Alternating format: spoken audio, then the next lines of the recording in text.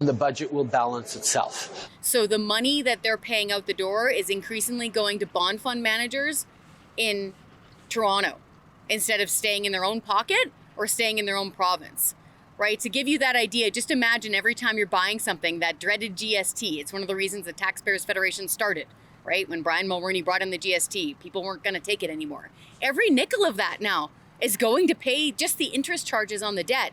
And that's all of our money.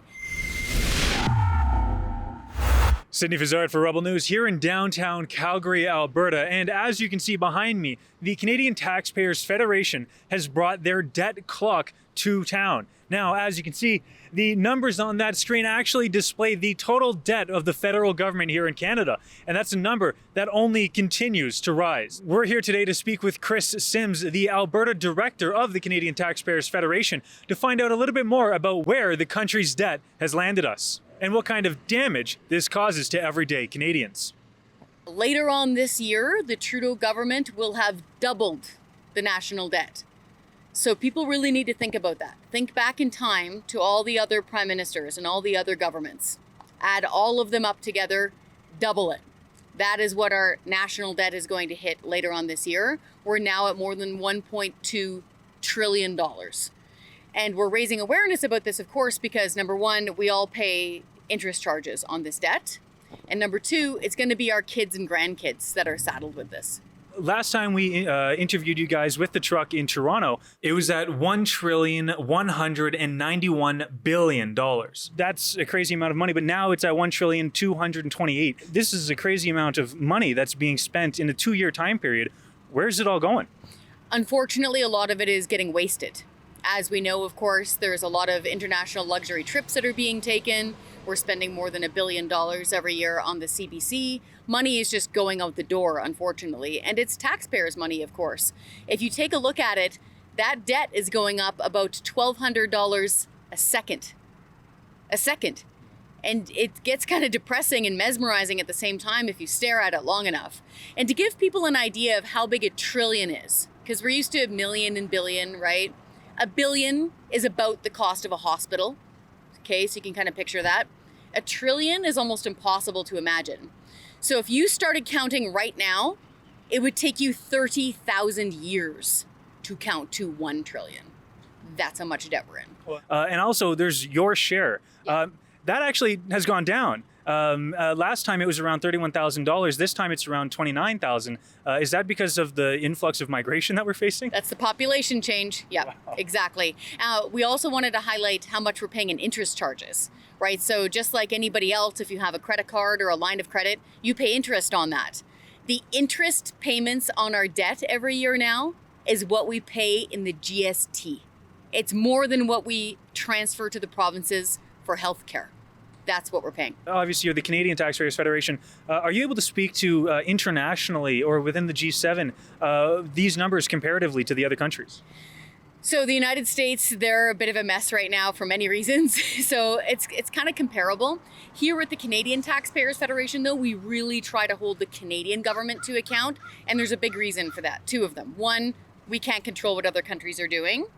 And 2, quite often other countries will do bad things, like print money out of thin air, cause inflation for their own people out of thin air. And all too often, if we focus on that, it gives the federal government an out.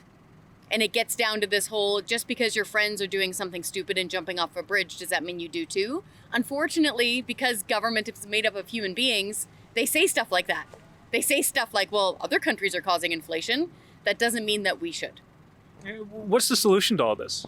The solution here is balanced budgets. Start by admitting you have a problem, right? If you have a problem and you're digging, stop digging. Then you can figure out your way to climb out.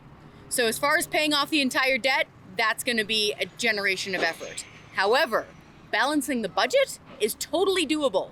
In fact, if you think back to the budget of 2021, right, there was money flying out everywhere, tons of spending.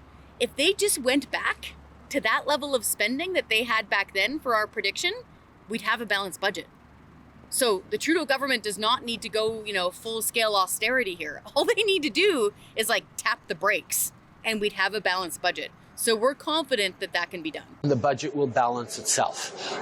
This way, they're artificially fixing a target of a balanced budget in an election year, and they're going through all sorts of twists and turns and bends to try and get it just right and the timing just right in the announcement. And that's irresponsible. What you need to do is create an economy that works for Canadians, works for middle-class Canadians, allows young people to find a job, allows seniors to feel secure in their retirement. Would you be prepared to tolerate a deficit, a significant deficit, to grow the economy over the longer term, or do you think that's required? No, I think the kinds of investments that one needs to make need to be made in order to grow the economy, and we don't have to talk about longer term, we can talk about medium term. Tangibly speaking, on a daily basis for Canadians, what does that number actually mean? Does it mean groceries are going up? Does it mean they're paying more for gas? How does this fall?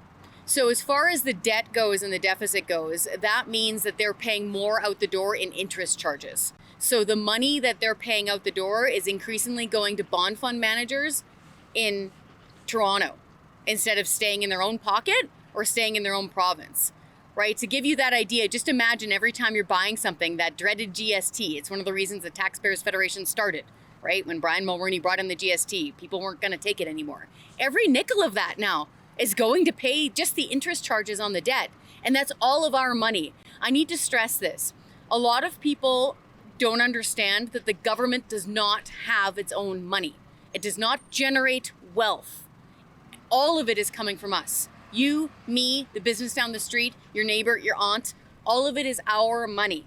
And this is what's happening right now. So at the end of the day, we are paying out of our own pockets for taxes that go to the government so that they can pay off money that they've already spent of ours. That's right. And keep on borrowing money for no good reason. Again, just take a look at the waste, right? $100,000 on airplane food, $200,000 on airplane food, tens of thousands of dollars going out the door for ridiculous art projects around the world. And then the big stuff. Take a look at the CBC, more than $1 billion every single year. Look at the bonuses being handed out to bureaucrats. Look at the increase in the size of the bureaucracy. Since Trudeau started, our bureaucrats have increased in size, the number of them, by more than 40%. In the same time period, our population has only increased by 14%. Ask yourself anytime you have a government service, is it 42% better? When you were at the passport office last time, were you amazed by how great the service was?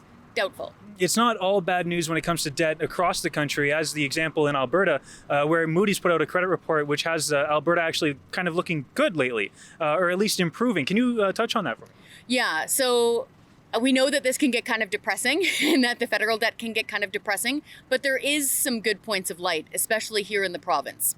So two good things. One, very recently, Fitch, which is another international credit rating agency, improved our credit rating here in the province of Alberta. That was very good. And just recently, Moody's improved our outlook. So it went from stable to positive. And they cemented our credit rating at AA+, which is a good thing. All this is to say is this means it will cost us less to borrow money in Alberta. And what we really like about it is what Moody's highlighted here and the reason for them improving the outlook for our credit rating here in Alberta. And it's because of a few things. One, we have balanced budget legislation. Two, we're trying our darndest to pay down the debt, which is good provincially. And three, we have a new law now that restrains spending increases to below the rate of inflation plus population growth. That sounds totally nerdy, and it is, but it's really good too. It's something that the Taxpayers Federation has been urging the provincial government to do, this kind of fiscal spending restraint, since the mid-90s.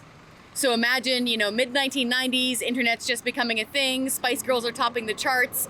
If we had that fiscal discipline every year since then, we would have around $300 billion saved.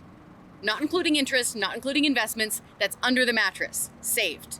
So it was really interesting that Moody's highlighted that as one of the reasons for the positive outlook. All that is to say, there's still some issues with the provincial government. They need to keep their promise to reduce our income tax, for example. We're not super thrilled about paying the full freight on our fuel tax provincially. So we see some improvements needed there. But generally speaking, things are really good with balanced budget, paying down the debt, saving for a rainy day, and restraining your spending. Trudeau must resign. Sign the petition calling for Justin Trudeau to step out of office. It's been time and time again where we see the federal government wasting money on all sorts of things that they should never be wasting in the first place. This is your money. This is my money. This is the country's money that is being flushed down the drain. And what does it do? It supports our federal debt. So if you think it's time for Justin Trudeau to stop increasing the debt in our country, go to TrudeauMustResign.com, sign the petition.